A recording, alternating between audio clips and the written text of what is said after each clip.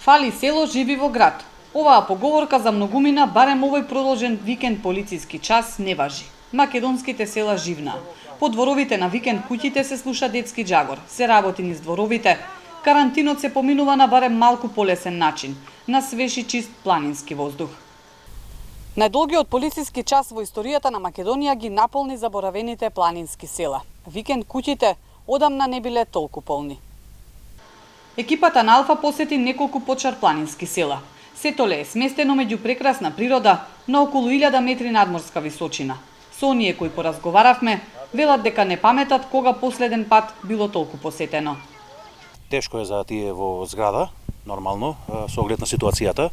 Меѓутоа, ние имаме тука куќа во село Сетоле и сме дојдени тука да го поминеме овој наш најголем празник и воедно, пошто е карантин, тука сме во куќата со двор голем.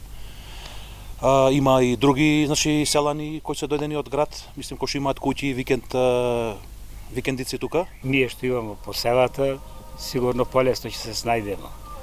Затоа што имамо и по круг малку поширок него у зграда, у стан, у куќа исто.